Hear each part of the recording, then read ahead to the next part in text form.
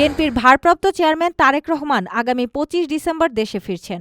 তার স্বদেশ প্রত্যাবর্তন ঘিরে ওই দিন বিমানবন্দর এলাকায় ব্যাপক লোক সমাগম ও যানজট হবে। সে কারণে যাত্রীদের পর্যাপ্ত সময় হাতে নিয়ে বের হওয়ার অনুরোধ জানিয়েছে বিমান বাংলাদেশ এয়ারলাইন্স।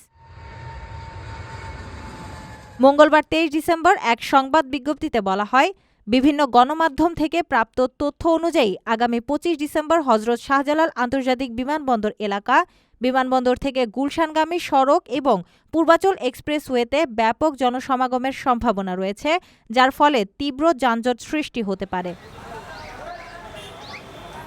এমতাবস্থায় বিমান বাংলাদেশ এয়ারলাইন্সের অভ্যন্তরীণ ও আন্তর্জাতিক রুটের সব যাত্রীদের ওই দিন পর্যাপ্ত সময় হাতে নিয়ে বিমানবন্দরের উদ্দেশ্যে যাত্রা করার জন্য বিশেষভাবে অনুরোধ করা হলো।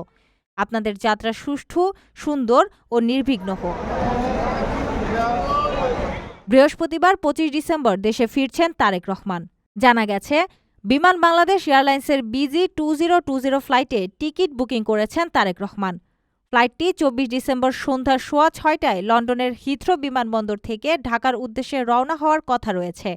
সব ঠিক থাকলে বোয়িং 7879 মডেলের উড়োজাহাজটি ২৫ ডিসেম্বর বেলা ১১:৪৫ ঢাকার হজরত শাহজালাল আন্তর্জাতিক বিমানবন্দরে পৌঁছাবে। দীর্ঘ ১৭ বছর ধরে যুক্তরাজ্যের লন্ডনে প্রবাস জীবন কাটানো তারেক রহমানের দেশে ফেরা নিয়ে উচ্ছ্বসিত বিএনপির নেতাকর্মীরা। কিভাবে দলের শীর্ষ নেতাকে সংবর্ধনা দেবেন সে নিয়ে ব্যতিব্যস্ত তারা।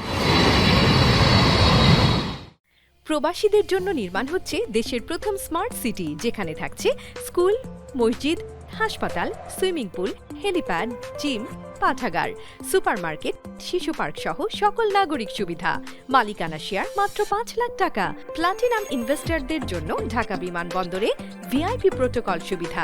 বিস্তারিত জানতে যোগাযোগ করুন স্ক্রিনে দেয়া হোয়াটসঅ্যাপ বা ইমো নাম্বারে।